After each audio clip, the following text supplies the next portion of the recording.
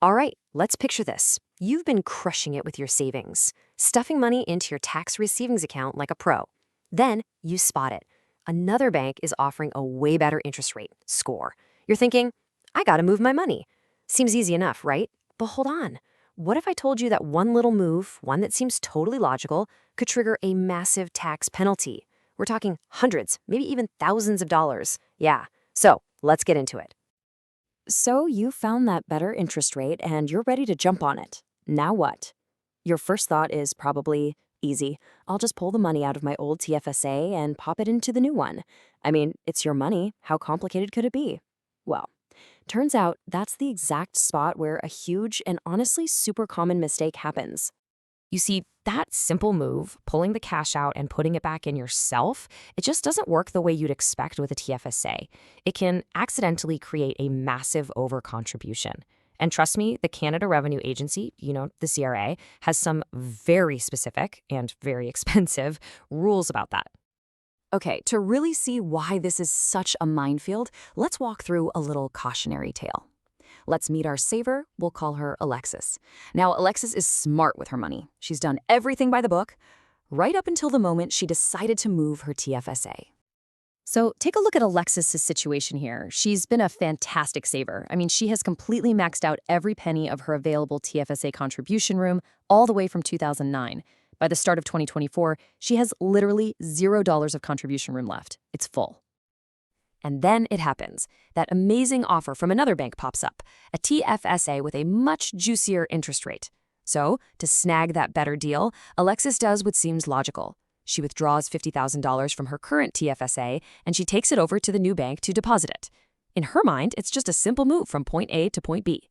But in the eyes of the CRA, it is something completely different. And this is where the trap springs. The math here is absolutely critical, so listen close. When you pull money out of your TFSA, you do not get that contribution room back until January 1st of the next year. So that 50 grand she took out, it did nothing to free up space in 2024. But, and this is the kicker, when she put that same 50 grand into the new account, the CRA sees it as a brand new contribution. And since her contribution room was already at zero, boom, she's instantly overcontributed by $50,000. So what happens when you overcontribute? Well, the penalty is brutal. The CRA slaps you with a 1% tax on the amount you're over for every single month that money stays in the account. This isn't some little one-time oopsie fee. It's a penalty that just keeps hitting you month after month. So for Alexis, what does that look like? Well, 1% of her $50,000 overcontribution is $500, a whopping $500. And that's not just once. That's $500 per month, every month until she fixes it. Her simple plan to earn a little extra interest just turned into a massive, bleeding financial wound. Okay, so how do you avoid this total nightmare scenario? Is there a way to move your money without getting hammered by penalties?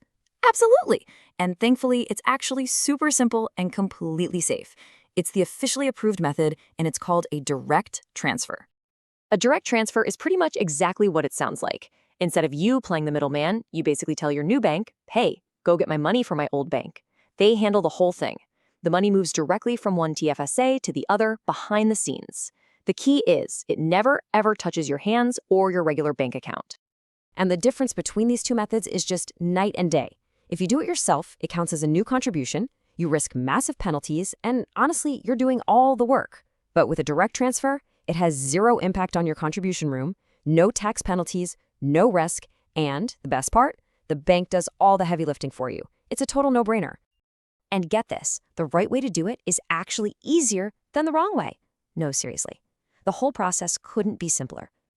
It's a simple two-step process. Step 1, call the new bank, the one you're moving your money to. Step 2, tell them you want to do a direct TFSA transfer. That's the magic phrase. They'll probably have you sign a form, and that's it. They take it from there. You're done. Now, when you're setting this up, you'll usually have a few choices. You can do an in-kind transfer, which is just a fancy way of saying you move your investments, like stocks or funds, without selling them. Or you can do a cash transfer, where they sell everything first and just move the cash. And of course, you don't have to move everything. You can always do a partial transfer of just some of your money. All right, one quick heads up here. Your old bank, the one you're leaving, might charge a fee for sending the money out. It's definitely something you should ask about. But here's a pro tip. Sometimes the new bank will actually offer to pay that fee for you just to get you to switch over. So it never hurts to ask. Okay, so that covers moving your TFSA for a better deal. But there's one other really specific situation where these transfer rules are absolutely crucial, and that's in the unfortunate event of a divorce or a separation. So, if you need to move TFSA funds between spouses or partners because of a breakup, you can do it tax-free, but only if you meet two conditions. First, you have to be officially living separate and apart when the transfer happens. And second, it has to be part of a formal written separation agreement or a court order. As long as you follow those two rules, the money can be moved directly from one person's TFSA into the other's, and, this is key, it doesn't use up anyone's contribution room. The government sees it as a special qualified transfer, not a regular withdrawal or deposit. So, we've covered a lot of ground, from over-contribution penalties to separation agreements, but honestly, it all boils down to one single golden rule. If you forget everything else, please remember this one thing. I'm going to say this loud and clear because it's that important. When you want to move money from one TFSA to another one, never withdraw the money yourself. Ever. Always ask your new financial institution to do a direct transfer. That one simple rule is your shield. It'll protect you from all those costly mistakes and keep your hard-earned savings safe and, well, tax-free. And there you have it. This whole TFSA situation is a perfect reminder that in the world of finance, the thing that feels like the most obvious, common sense move isn't always the right one. It really makes you think, doesn't it? What other financial rules are you so sure you know that might not be quite right?